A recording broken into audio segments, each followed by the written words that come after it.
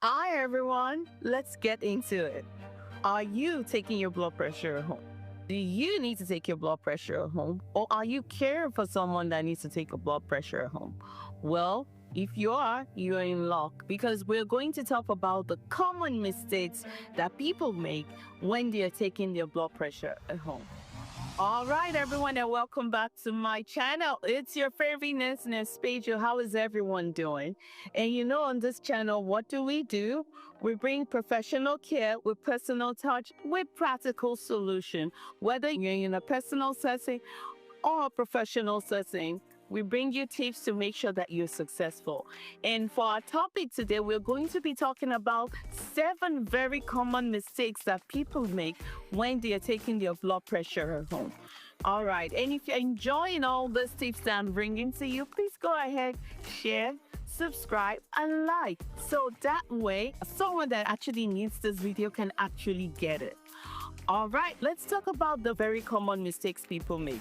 But before we dive into that, it is really, really important that we are getting the appropriate blood pressure reading.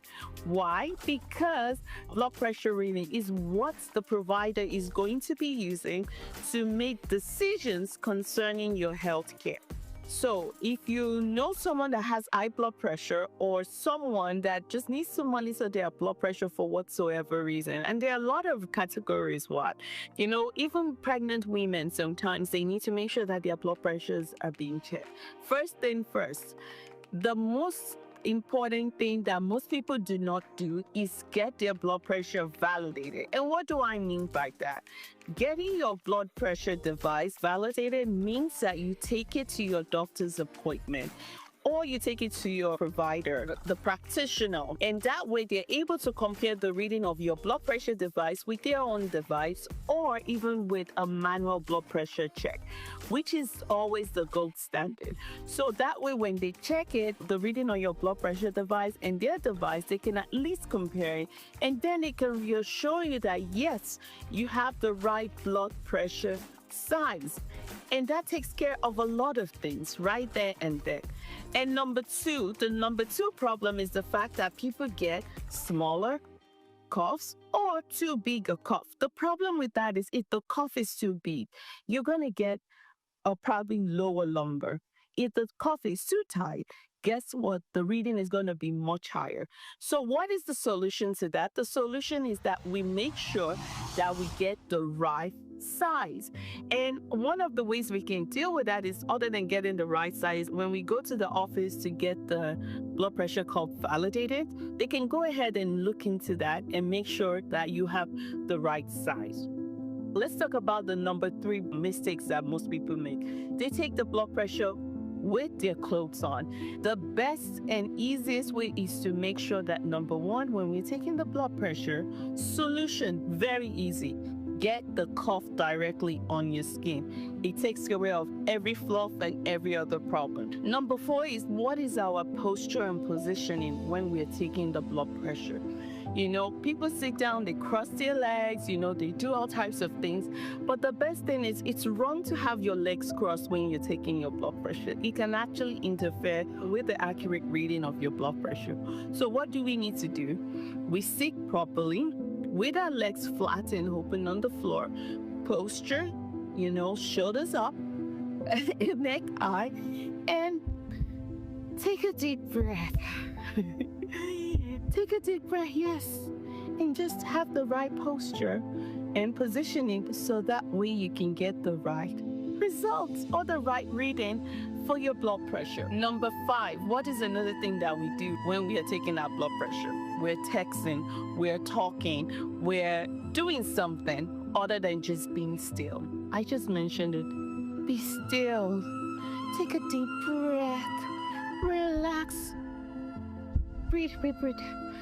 In and out. Okay, I just did it to death. That actually was quite relaxing. But what do I mean? We just need to be still and be quiet. At least maybe give ourselves 1 minute to kind of get in the zone will be very, very helpful for all of us. So that way we can get the right reading. And then number 6, a very common one is people start their day, drink their coffee, drink their tea, go jogging, and then come back and take their blood pressure. The issue with that is by this time, a lot of things are happening and the blood pressure will likely be higher.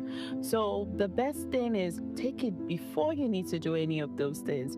And if for whatsoever reason you have to take it after, give yourself at least 30 minutes so that your body can relax and adjust before you take the blood pressure again, so that way you can get the right reading. Number 7, which is making sure that we take at least 2 to 3 readings, so that way you can see the average, so you at least know what it's like, and it's making sure that it's all not just all over the place, because if there's a big difference, then maybe there's something wrong with whether it's a posture, or maybe you had something. Give yourself a little time, at least maybe 1 minute to 2 minutes between taking the blood pressure, but still be still like in that same position, so that way you can get the best reading. Okay, we've covered 7 mistakes that we make when we're taking the blood pressure in the home. But to really be successful with this, it's always best that you take it around the same time every day, if possible the exact same time. And another thing you can do is using the same arm, same position, kind of same setup, get in the zone and take that blood pressure. Also keep a log, whether it's electronic or it's a paper form. Go ahead and keep the log so that way you can see whether there's a trend or something going on. I hope you found this information valuable, because I know it certainly can help all of us. We want to make sure we're getting the most accurate and correct blood pressure reading to our care provider, because we want them to treat the right blood pressure. You don't want to send in a blood pressure that is too low or too high.